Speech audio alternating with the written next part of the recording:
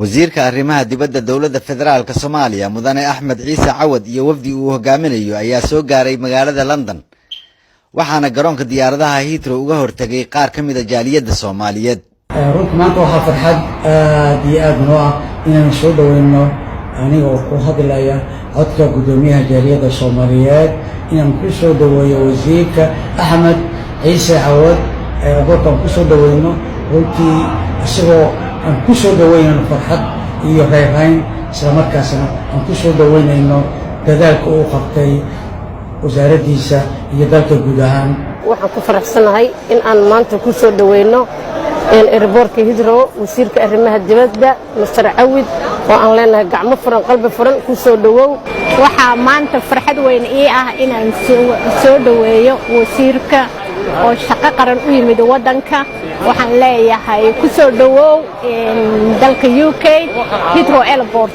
waxaan taaganahay Terminal 4 Heathrow waxaan halkan ku soo dhaweynaynaa maanta wasiirka arrimaha dibadda Axmed Ciise Cawad oo runtii u yimid halkan inuu shir caalami ah uga qayb galo ay isugu imaanayaan ugu yaraan ilaa 70 wadan wax ka badan kadibna 13 bisha la kulmi doona jaaliyadda Soomaaliyeed ee UK oo munaasabad gaar ah lagu soo dhaweyn doono jaaliyadda kula kulmi doona warbixin ay ku kala qaadan doonaan. waxaan ku soo dhaweynaynaa halkan wasiirkii arrimaha dibadda aad iyo aad baan ugu soo dhaweynaynaa waxaanu jecelahay runtii insha Allah inaanu si aad iyo aad u heer sarreeyay ugu soo dhaweyno wasiirka aad baan ugu mahadnaqaynaa shaqooyinka uu qabtay ee waafiga ah ee guusha ah ee gobonnimada ah ee uu qabtay ee qarankan uu qabtay aad iyo aad ayaan ugu mahadnaqaynaa runtii.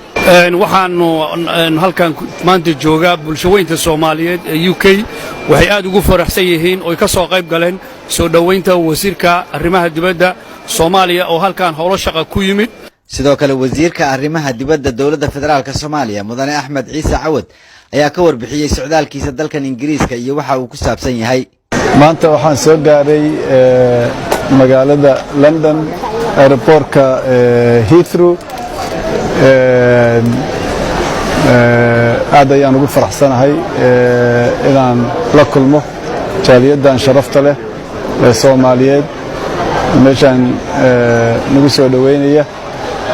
London waxaan u nimid shir ku saabsan oo xorriyadda warbaahinta adduunka kaasoo ay ka soo qayb galayaan wasiirro badan oo marar u badan wasiirro arrimo dibad ilaa iyo 70 wasiir ayaa la ii sheegay inay ka soo qayb galayaan. waxay kaloo ii tahay fursad aan kula kulmo jaaliyadda Soomaaliyeed Ingiriiska degan oo ah jaaliyad maaragtay cariiqa qoto dheer Soomaaliya horumarkeedana gacan weyn ka geysatay jaaliyad firfircoon marka sharaf iyo tahay waa mahadsantihiin. Yusuf Garabey warbaahinta qaranka Soomaaliyeed magaalada London.